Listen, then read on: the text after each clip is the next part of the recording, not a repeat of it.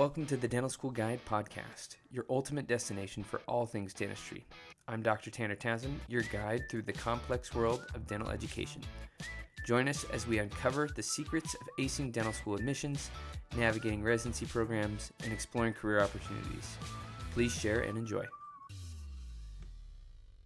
Real quick, just wanted to make all you pre-dental students out there aware of a resource. If you've ever been worried about getting into dental school or are wanting to get into that school of your dreams, then you definitely want to check out a program called Dental School Guide. In the program, we walk you through how to save money, time, and heartache when applying to dental school. There's so much fluff out there when it comes to resources for getting into school, and we are streamlining all of that. With our comprehensive digital course, expert mentorship, and personalized application review services, you'll have everything you need to stand out to admission committees. Take advantage of this amazing resource that will help you increase your chances of getting into dental school. You'll want to check out dentalschoolguide.com. Check it out. Welcome back to another episode of the Dental School Guide podcast. And today we have the wonderful treat to meet with Maria. Maria is an internationally trained dental student that is studying at University of Pennsylvania now. And we are super excited to have her on the show with us today. Maria, how are you? How are you? It's a pleasure to be here with you today. I'm really fine.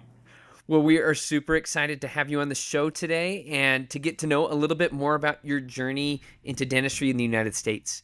So first, tell us a little bit about yourself and how you got to UPenn. Okay, so I am a dentist from Venezuela. I graduated in 2014. I just worked in my country for around a year, and then I moved to Ecuador at the end of 2015. I got my dental license in Ecuador. I was working for the government in Ecuador. After a year, I opened my dental practice in Ecuador. I was living there for around 5 years, and then I decided to move for personal reasons. I decided to move to United States during pandemic in 2020. Oof. And once that I moved to United States, I just started this process, immigration process, that everyone who is an immigrant know that it's not easy at all. So I started to doing my immigration process, and I studied for take the National Dental Board exam at the same time. So that took me around 2 years to take the National Dental Board and study for the TOEFL exam. And after that, I was selected to be in Penn Dental Medicine. That was my top choice, I need to say. So I was super happy when I received the notice. So I didn't get I got 6 interviews. I did 2. Penn was my number 3. And after that, I received the news like 2 weeks after my interview. I just declined all the other interviews. I say, that's it. This is everything for me. No more. So, and then I start in January. I am D3 student right now. I'm going to be in the D4 in May. And I'm really happy. And I am really happy to be here. I think that I am doing what I want. This is my dream. So I want to say that everything is possible when you work really hard. And if I did, everyone can do it. And I'm here to help everyone that wants to know a little bit more about it. Okay. Well, that's awesome. Well, we've got a ton of questions for you tonight, Maria. Will talk first. Let's talk a little bit about UPenn first and what you kind of experienced as an internationally trained dentist at UPenn. So walk us through when an international student starts at UPenn. Do you start in your second year? Do you start in your third year? Because as internationally trained dentists, there's differing timelines for different schools of when you start. Yes. So tell us, how does that work at UPenn? Okay, so UPenn offer a 26-month-year program. We basically start at the middle of the D2 year. Usually the Penn start in August and we start in January. Mm-hmm. So I will not lie you, the first 6 months are horrible because so tough. For example, in my case, the last time that I was studying for taking exams just by one behind the other one, it was in 2014. So be back to be a dental student and having an exam, a midterm, final exam every week was so hard. I bet. And have a quality standards that are really high. So at the beginning it was so tough during that time. But after that, in May, we just start the 3 years. So it's basically we were integrated to the traditional class. and we are just having classes, clinic, and rotation with the traditional students. So the first 6 months, that is actually are kind of 5.5, but the fifth month, we are just taking classes with the past student and exams and some lecture with the traditional students. Okay. Well, very cool. So how many international students does Penn take every year? Okay, so before we got accepted, they would usually take between 50 to, they can be 51, 52. But my year, it was the first year that paying just, right now are taking just 35 students. Okay. The reason that they, because I was a past ambassador for this last program that they were doing the interview, and they explained to us that they are reducing because they wanna kind of guarantee to the student that they're going to have a quality time in clinic in the rotations. So right now they don't have rotations in organizations that was offering before, so they kind of does, they don't have enough space for the 15 students right now. So that is what they say. Okay. Right now it's 35. So right now it's 35. Previously it was 50. So it kind of sounds like... Previously was 50. Yes. Okay. So it sounds like it may vary depending on seats in the future, and it may change year to year. Change. And actually they go really flexible because, for example, they say they will just take 35, but if I am not wrong, this year they took 37. I don't know, it's because they were waiting, because you know that when, for example, people from California got invitations or got acceptance in between November, October, November, and if they want to go to California, they will decline any position here in this coast and go to California. And I think that for the reason they are taking like a 1-2 more just in case of one decline. That makes sense. That makes sense. Well, as you kind of were going through that interview process at UPenn and the two other interviews you did as well, some schools for internationally trained dentists do bench tests, other ones don't. Did you have to do a bench test for UPenn? No, this is something really good about UPenn, because besides the fact that I have experience being dentistry, because I have like 9 years of experience, so bench test is completely different than when you are sitting in your private office doing dentistry with your patients. Here you need to follow a standard. You need to follow the measurements. So it's completely different. If you didn't practice this before, and actually the standards are no like it's depend of which school you are applying for. So you need to be prepared for that bench test specifically. So for UPenn, we don't need to take the bench test.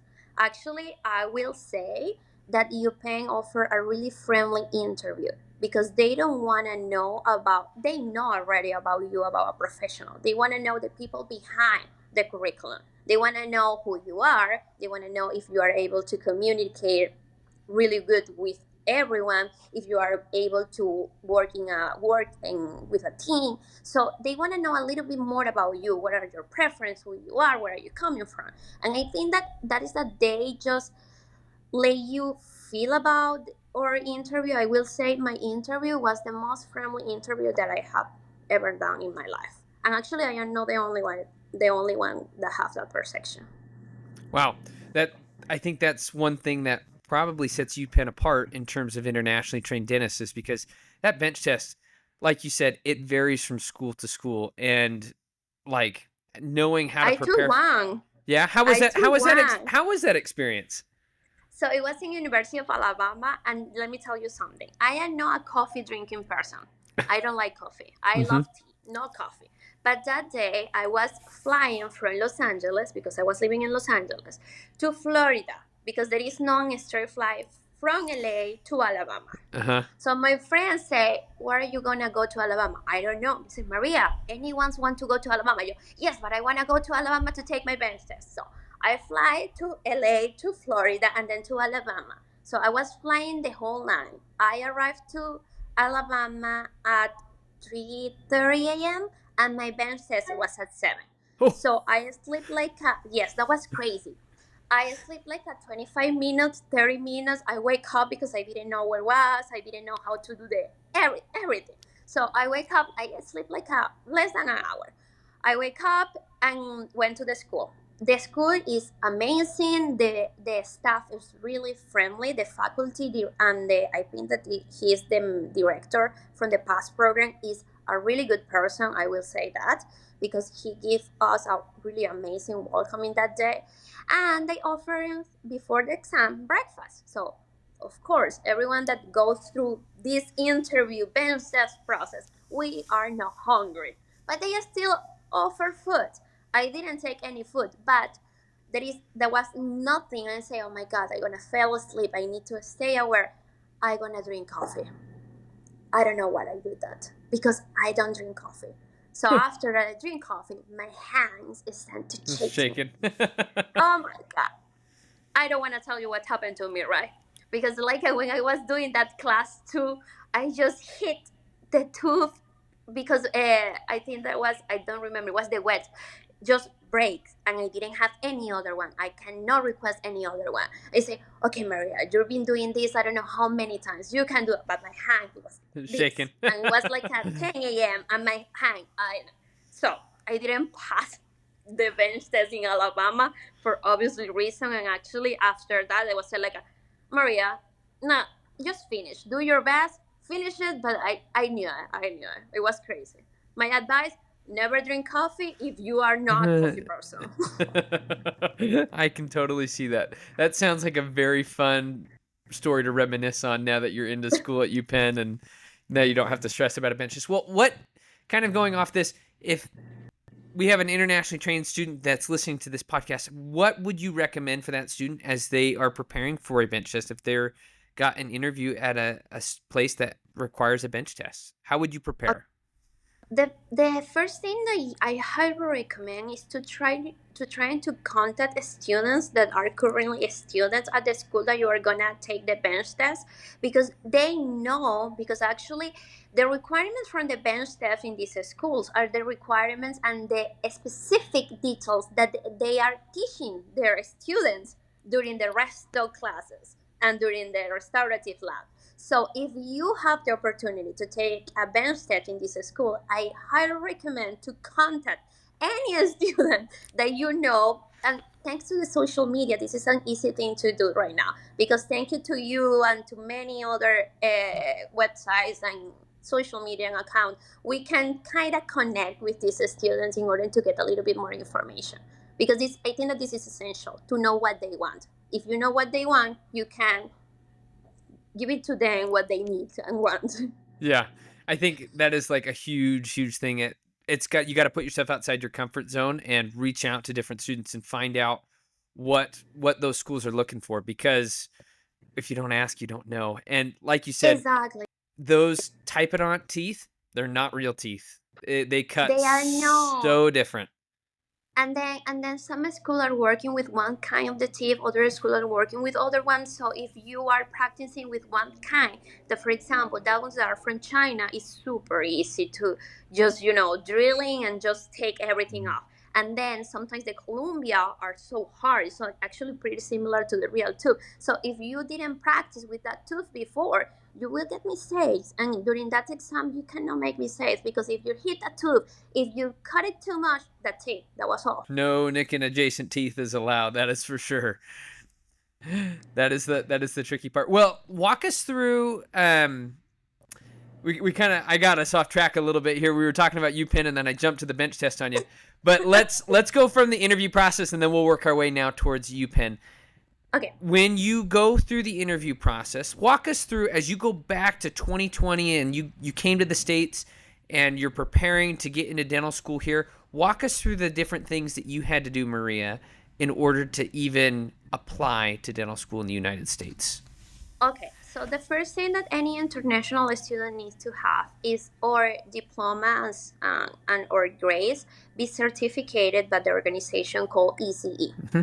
So you basically need your dental diploma, your transcript, your grades, and I don't remember the third one, but it's on the website, on the ECE website.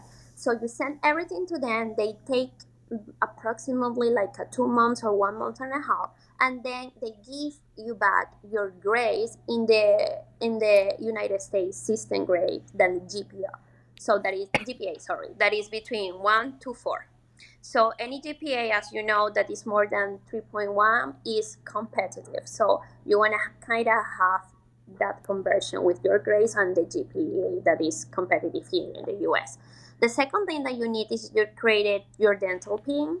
Dental PIN is in the ADA website, so you just create it. You need to be sure that you place your full name as it is in your government ID. This is something that is a commonly mistake that a student do because, for example, here in the United States, you know that you have a first name and last name, Maria Leah. But in our country, we have two first name and two last name. Yeah. So place both of them because if you do the dental PIN and you don't place it, you place it as the United States government ID, they will not take it. So do it like that. After that, you can just take the exam. And in my case, you go to, I don't remember the website, but it's from the ADA too. Prometric Center? Yes, exactly. You schedule the exam. In my time, it was completely different than the way that it is right now.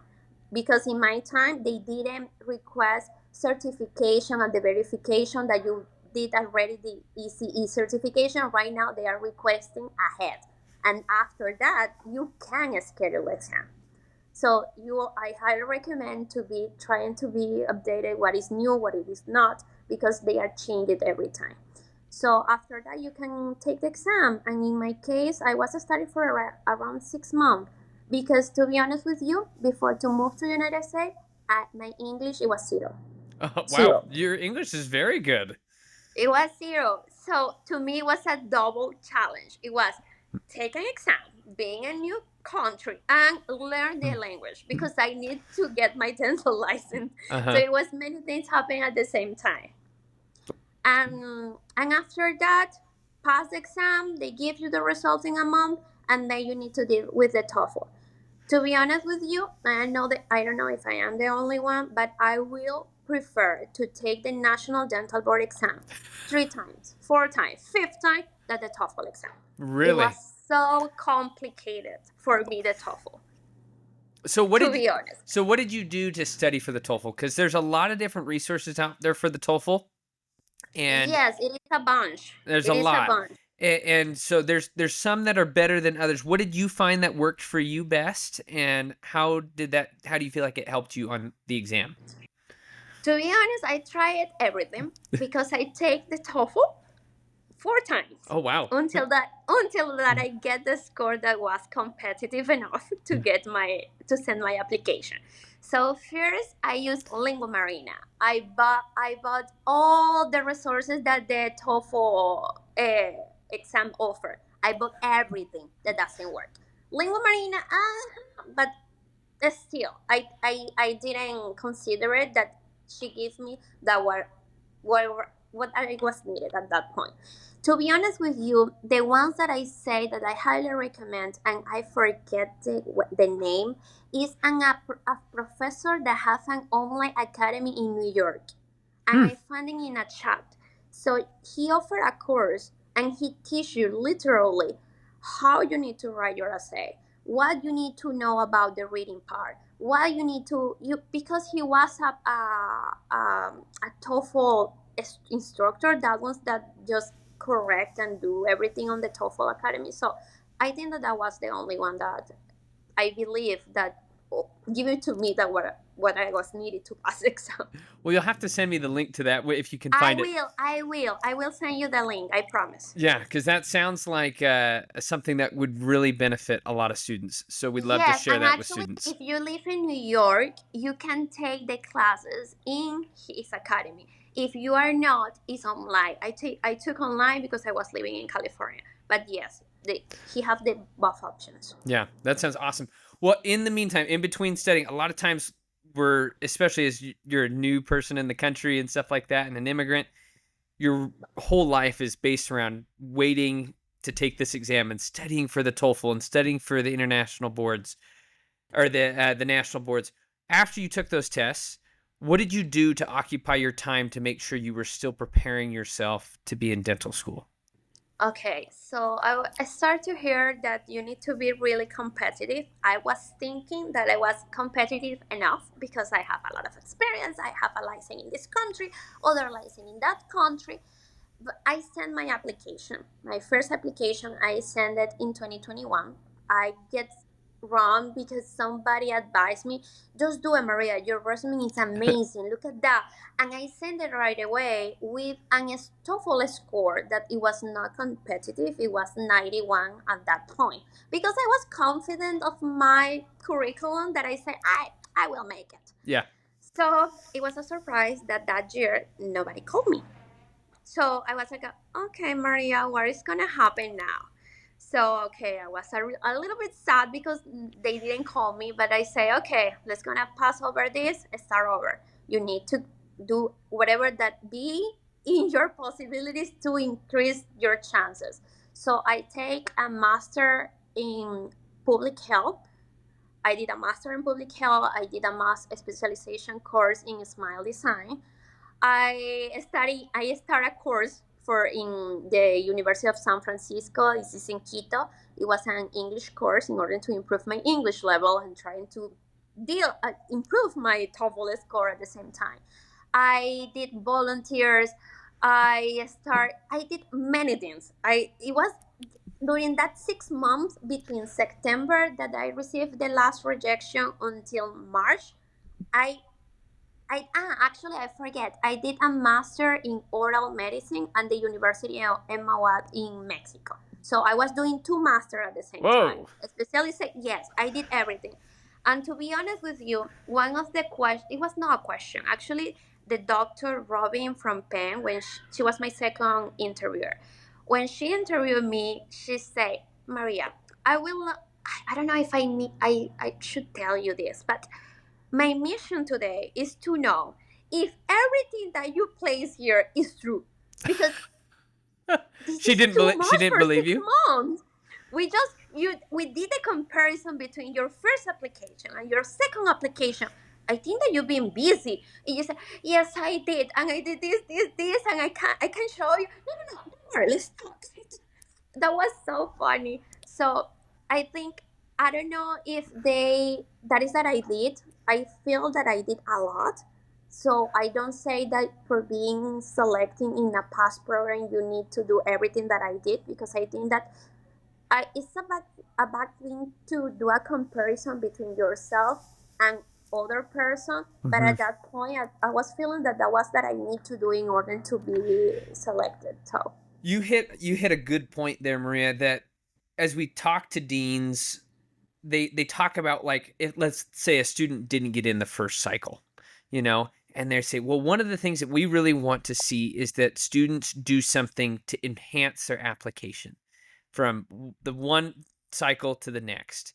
And I think you're an excellent example of taking it above and beyond by doing two master's program, volunteering, all this extra stuff in order to show that you are committed to doing this.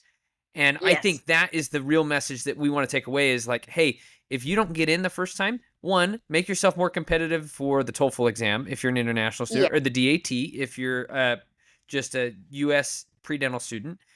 But then go and make some changes to your resume. Make yourself more attractive. And sometimes it takes radical action like yourself, going from one cycle to the next and having two master's degrees to show for it. That's quite impressive.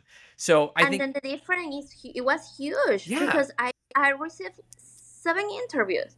So and then they call me the applications. I think that year start like at March 13th, Mhm. and I received the first interview in at the beginning of April. So Wow. 2 weeks after, I just received the first one. It was from the University of Illinois. So it was like okay, and then 2 weeks after that, the second one, the other one, and you will say, okay, Maria, so that was that you need to do. So it's like I don't know.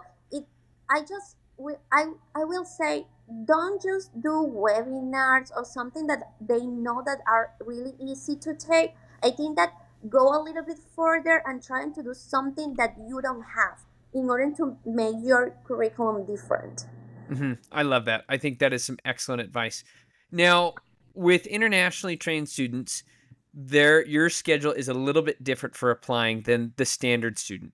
Oftentimes, a lot of the applications for internationally trained students opens in March, like you had mentioned. And then it'll kind of have varying start times of when they close for their deadlines and then when they start based on the length of the program. Um, but how does that application process work when you go to interviews? You're just interviewing with other international students. Is that correct? Yes, that is correct. Actually, there is kind of different modality because, for example, University of Illinois give you an interview just you and two faculties at the same time. Yep. To be honest with you, I was feeling that I was in jail because that was like kind of really open and closed questions that they say, okay, what do you want to do in 5 years? Tell Uh me, huh. what do you have that is special? Why we should select you and not choose other person? Uh huh. So it was like that. So I just finished to answer, and then the other question just pops and pops. So it was 20 minutes with the two faculty, and then when I finished, I just felt like, oh my god, I was running for a marathon. I didn't know. Imagine in 20 minutes. That was So Penn interview, it was completely different. Penn interview was the whole morning. They just give us an interview with a director of the admission department. She basically explained to you what they want, what they are. Then they introduce the students, currently students in the past program. And after that, they give off a break of 10-15 minutes. And the first interview starts. So after the first interview, you're going to have a 25 minutes. So I need to say I don't know, it was because the faculty love to talk to me, but my interview was like a 3 minutes longer because usually my I was talking with my classmate and their interview were like a 20 minutes. With me, it was almost 30. So I don't know. This is a standard, but that is what I'm saying.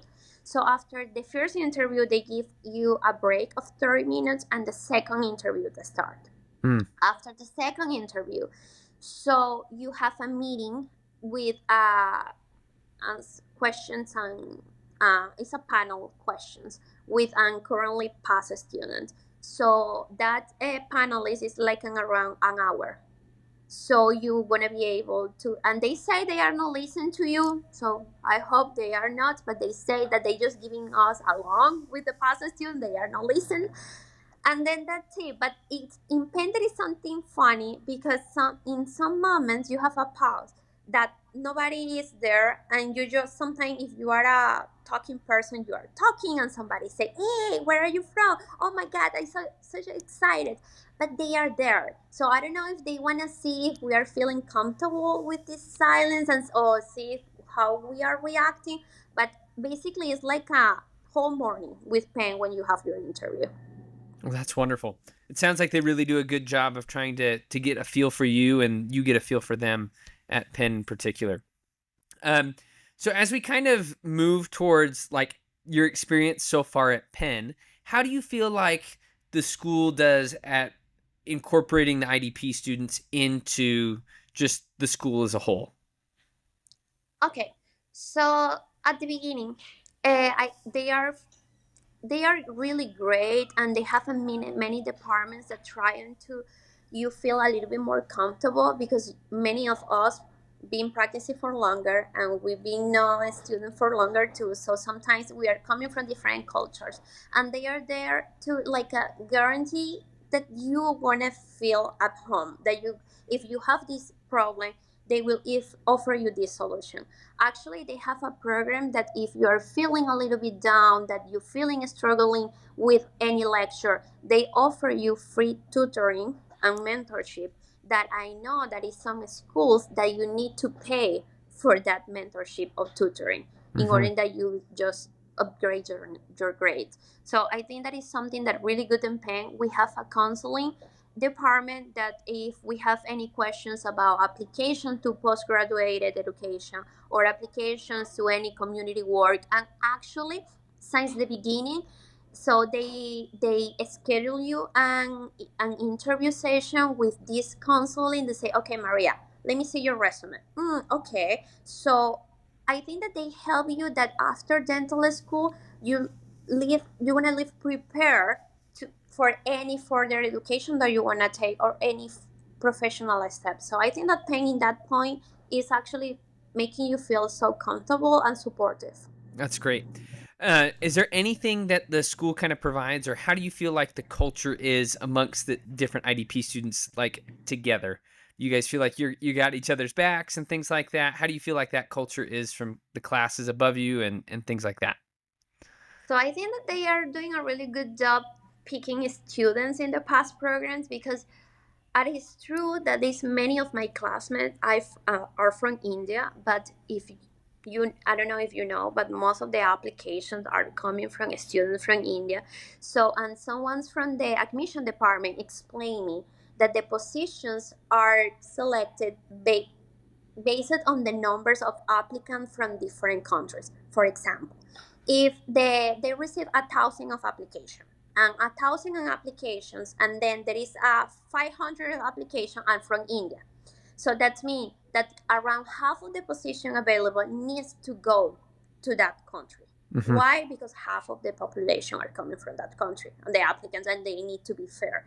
So if my country, Venezuela, they receive 100 application, they're gonna do a statistically map and say, okay, for Venezuela, we're gonna have 5 spots or 10 spots. Something like that is the way that they work. So actually, in my class, we have 17 people coming from different countries. So we are a really diverse. And actually, I saw it not just in my class, I saw it in the D4 students, and I hopefully see in the D2 students that are coming in January.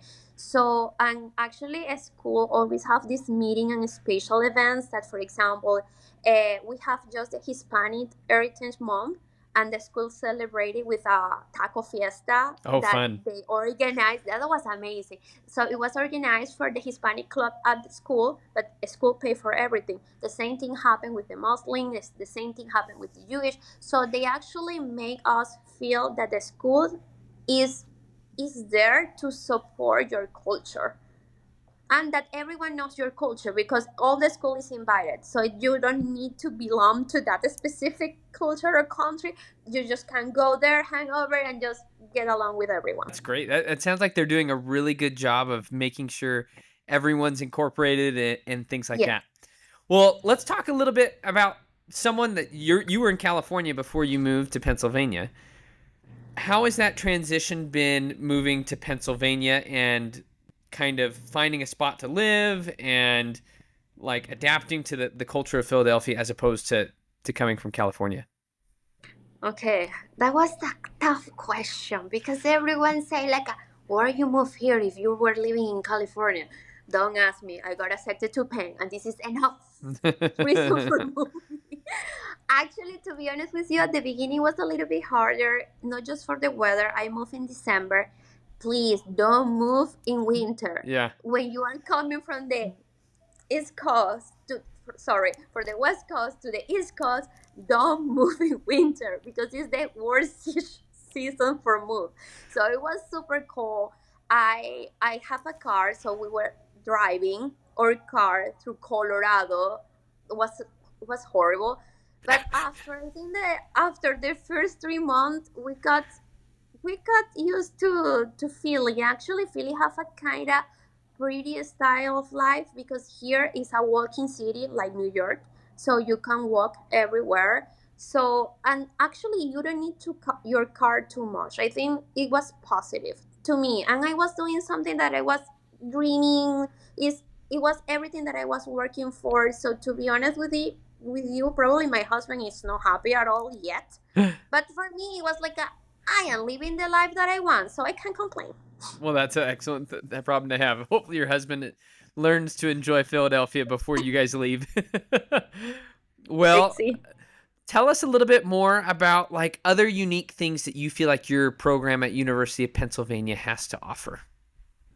Okay, so first they have an honors program that I think that when you want to go a little bit deeper to through the specializations, so you are a regular student or past student at this point, they have an honors program that you can apply through your D3 year, and then you're gonna start in the D4. What is this? So for example, they have an honors program in oral maxillofacial. So a student that gets selected to these programs, they can not just do simple extractions. They can do surgical extractions. They can do rich augmentation. They can go a little bit deeper in that surgery field in order that if in the future they're gonna apply to any residence, they're gonna, I was thinking that I like OS, but no, I don't. Definitely, I don't like it. Or if you like it, you're gonna get a lot of, because in your diploma, not in your diploma, but you're gonna receive a certification that you have an honors program in this field. And this is something that will help you a lot, because actually it's a competitive application. I just sent my application 2 weeks ago, actually. So it's a competitive application depending of the department. You need to have a high GPA, higher than for, I don't, 375, I think. So you need to have a recommendation letter from your group leader, coordinator, and you need to send your last transcript and your resume. So then they give you an interview. It's just like you were selecting in the residence or any specialty program. You need to go through an interview process, and then in December they're gonna say if you get selected or no. So this is something that I really like about Penn, this honors program application. The other thing is as you know, I love digital dentistry, and the digital dentistry lab in Penn is just amazing. Basically, to be honest, I all my crowns, inlays, umlays, I've been doing with scan. I just scan and send everything to the lab, and then go down the stairs and work with the technicians and design my crowns by myself. So I think this is, Penn give us this opportunity. If you wanna get immersed in the digital world, you will do it. Other thing that Penn have is that I will say is the other thing that calls really my attention, was one of the reasons that I applied to Penn. I get in love with Penn. It was the P Care suite. It's a personalized care suite that Penn is really proud to have it. Why? Because it's a clinic that is an environment that you just can transform and do accommodations depending of your patient needs. If you have a patient with muscular dystrophy or with autism or a patient with dementia, so you can move your chairs, you can change the life of the rooms. This is soundproof. Some rooms are soundproof for people that don't tolerate the noises. So it's something, and they have all these mattress pillows in order that uh, provide highest standard dental care and with patients with disabilities or with special needs. So it's something that is super cool, that you can go to their website and check it, but it's something that is really cool. This is the three things that I really love from them. That's awesome. So with that clinic, that it's kind of more for special needs, um, is it like a rotation that you guys go on? Is it just something that you get to volunteer in as a student to go participate in? How does that work? Okay, so with this department in specific, we have rotation during the D3, but we are just being as a dental assistant role, and during D4, we are the main providers. So we are kind of guided by the faculties that work in that department, and they have an honor program. That was one of the honor programs that I applied. That is P-Care, Personalized Care Suite, Oral Medicine, and Radiology. So this is the honors program when you get applied to these programs and you get accepted. So you are working in that department one day in a week. So until that you graduate during your full last year. Wow, So you get more experience in that field. that's some excellent experience, especially if they're letting you be in there once a week. So that's really cool. Well, yes, it's cool. Any final pieces of advice, Maria, as we're kind of wrapping this up for tonight, but any final pieces of advice that you have for pre-dental students applying, and in particular international students that are looking to apply to dental schools in the United States? Okay, I think that one of the smart advice that I can tell people is like, if you, for example, are coming from India, I will say, trying to do something different that people from India don't do it.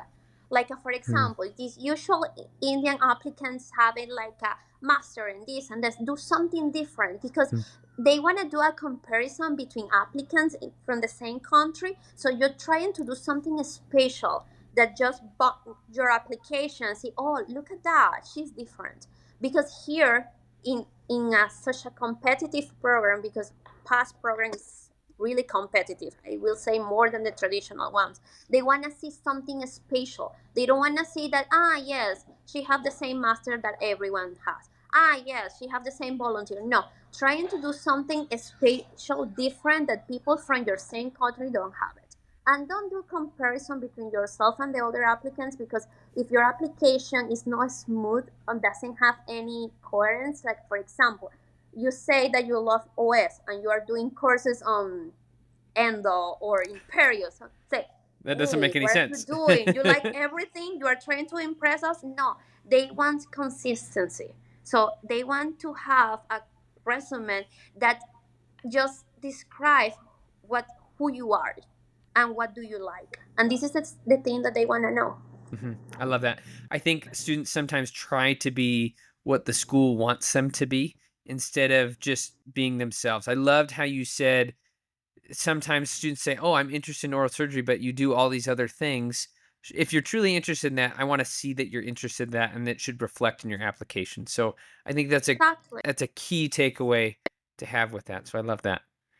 Yes, this is something that is actually pretty important, because it's just trying to highlight the things that you like. Another thing that I will say, you can practice for your interview day, but don't memorize what you're gonna say, because they will know. They will know, and you're gonna sound so robotic, like you were practicing and you memorize. No, they wanna know who you are. So if you are funny, if you're a little bit noisy, do it. Because sometimes they say, I like her, because it's not about like because they've been doing this for years and years, and sometimes they are just doing interview from 10 people in one day. Yeah. So they want to hear something different.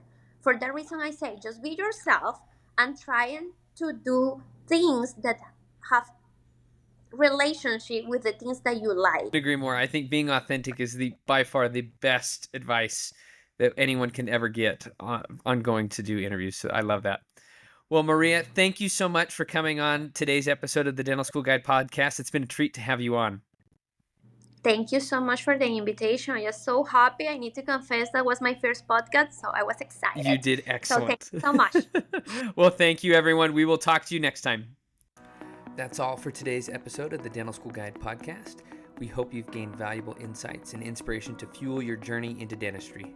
Don't forget to subscribe to our podcast for more expert advice, inside tips, and engaging discussions. If you enjoyed today's episode, please leave us a review. It would mean the world to us. Until next time, keep smiling, keep striving, and remember, your dental dreams are closer than you think.